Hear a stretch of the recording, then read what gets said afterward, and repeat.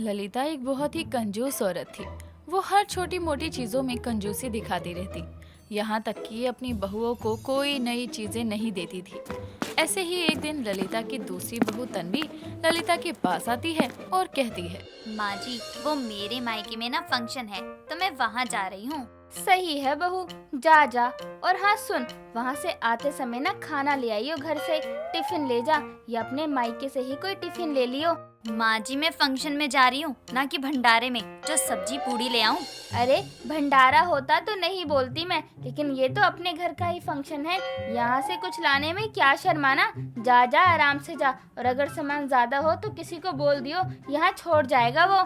माँ जी, मैं यहाँ आपकी कंजूसी के नए नए आइडिया लेने नहीं आई हूँ, बल्कि ये बोलने आई हूँ कि ऐसे नहीं जा सकती फंक्शन में, इसलिए कुछ गहने तो दे दो ना पहनने के लिए।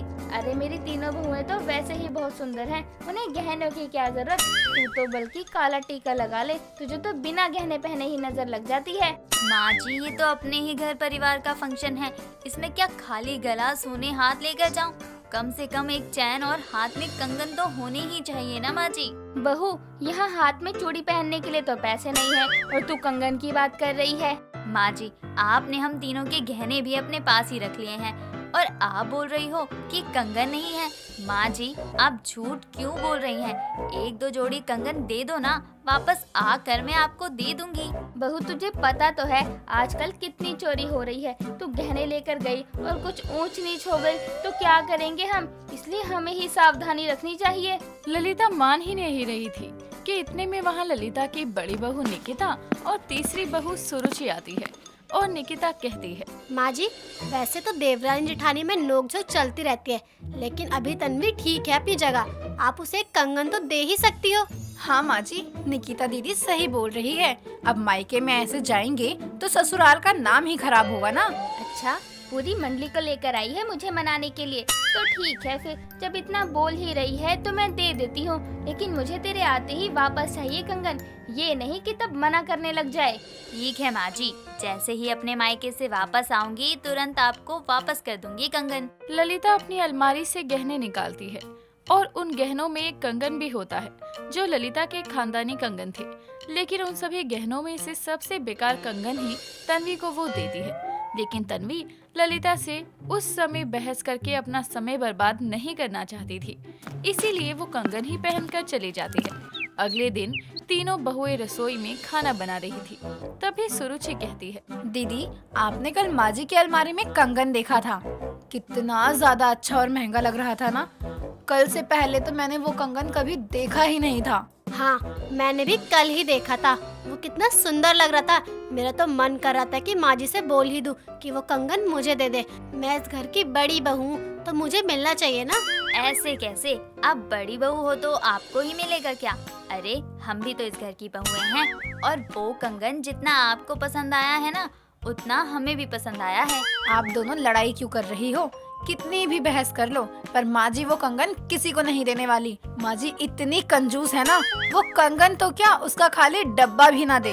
हाँ, बात तो सही बोल रही है सुरुचि, लेकिन ऐसे भी थोड़ी ठीक लगता है। माँ जी को अपनी बहुओं के बारे में भी तो सोचना चाहिए ना। हमें वो कंगन कम से कम एक बार पहनने के लिए तो मिलने ही चाहिए। हाँ, मैं भी यही सोच रही हूँ कि हमें एक बार माँ जी को कम से कम कंगन देने के लिए बोलना तो चाहिए। मेरी शादी को इतना समय हो गया है, लेकिन मैंने भी तुम दोनों की तरह कल ही वो कंगन देखे हैं, और तुम ये सोच रही हो कि माँ जी वो कंगन दे देंगे हमें। सोचना ही है तो कुछ ढंग का सोचो। मैं तो जा रही हूँ माँ जी से कंगन के बारे में बात करने। अब अगर माँ जी ने मुझे ही कंगन दे दिए तब मत आना कोई बीच में, क्योंकि माँ जी ने पहले भी तो मुझे मायके जाने के लिए कंगन दिए थे। आप क्या सोच रही हो कि बात करना सिर्फ आपको ही आता है, हम नहीं कर सकते? तो रोका थोड़ी है किसी ने, जाओ सब बात करो, मैं भी बात करूंगी कि आखिर घर की बड़ी बहू हूँ, मुझे मिलना चाहिए कंगन, और मैं तो अभी जा रही हूँ कंगन के लिए बोलने। तीनों बहुओं को कंगन तो दिख ही गया था, और वो कंगन इतना ज्यादा अच्छा था कि तीनों को ही वो कंगन चाहिए था। इसीलिए वो तीनों ललिता के पास जाकर कहती है, माँ जी, अब क्यों तुम तीनों की मंडली यहाँ आई है? माँ जी, वो हमने आपकी अलमारी में कल कंगन देखे थे, तो मैं ये बोल रही थी कि खबरदार, जो उस कंगन के बारे में सोचा भी तो हमारा खानदानी कंगन है। मुझे सबसे ज्यादा वो कंगन ही पसंद है। इसलिए तुम अगर कंगन के लिए यहाँ बात करने आई हो तो यहाँ से वापस चली जाओ। माँ जी खानदानी कंगन है, पहले आपको आपकी सासू माँ ने दिया, अब हमें भी तो मिलना चाहिए ना। अच्छा, अब तुम लोगों को कंगन चाहिए। खानदानी कंगन ऐसे ही थोड़ी मिल जाता है। मैं तो अपनी सास की इकलौती बहू थी, इसलिए मुझे मिला, लेकिन मेरी 3 बहुएं हैं और कंगन बस एक ही है। हाँ लेकिन ये बात तो साफ है ना, वो कंगन मुझे मिलना चाहिए क्योंकि मैं आपकी बड़ी बहू हूँ।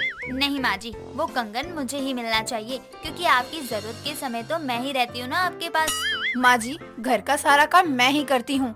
पूरे घर को मैंने अच्छे से संभाला है और आपको आज तक कोई शिकायत का मौका नहीं दिया मैंने, तो इस हिसाब से कंगन मुझे मिलने चाहिए ना। अभी कुछ दिन पहले तो तुम देवरानी जेठानी की नोकझोंक से दूर थी और अब एक कंगन के पीछे तुम तीनों को क्या हो गया? माँ जी, वो कंगन है ही इतना प्यारा। मैंने जब से देखा है मुझे पता चल गया है कि वो कंगन तो मेरे जैसे हाथों के लिए ही बना है, इसलिए मैं बोल रही हूँ, वरना तो मुझे कोई दिक्कत ही नहीं है।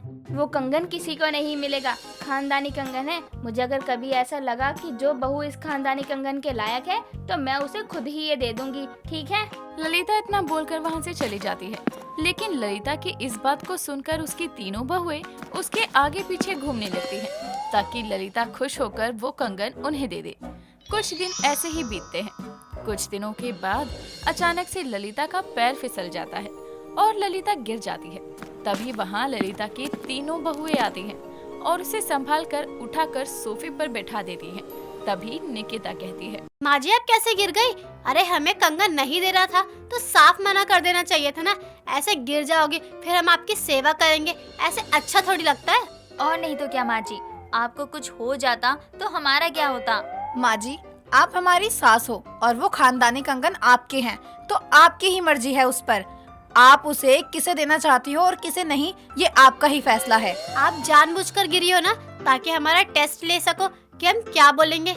लेकिन माँ जी सच में हमें आपकी बहुत फिक्र है। अपनी बहुओं का ऐसे प्यार देखकर ललिता का दिल पिघल जाता है और वो कंगन निकाल कर लाती है और अपनी बहुओं से कहती है, मेरी तीनों ही बहुओं को मेरी इतनी चिंता है। मुझे ये जानकर बहुत ही खुशी हुई और अब मैं ये खानदानी कंगन भी देने जा रही हूँ। माँ जी आप ये कंगन मुझे ही दोगी ना?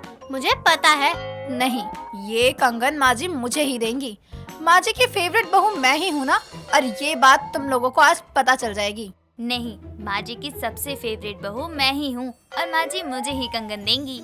अरे तुम तीनों चुप हो जाओ और मेरी बात सुनोगी तभी तो पता चलेगा ना कि किसे मैं ये कंगन दूंगी। हाँ माँ जी बोलिए। मेरी तो तुम तीनों ही फेवरेट बहुएं हो और मैं ये कंगन तो तुम तीनों को ही देना चाहती हूँ, लेकिन ये किसी एक को ही मिल सकता है और तुम तीनों ही एक एक करके कंगन पहन कर देखो। जिसको ये कंगन फिट आ जाए ये उसका ही होगा।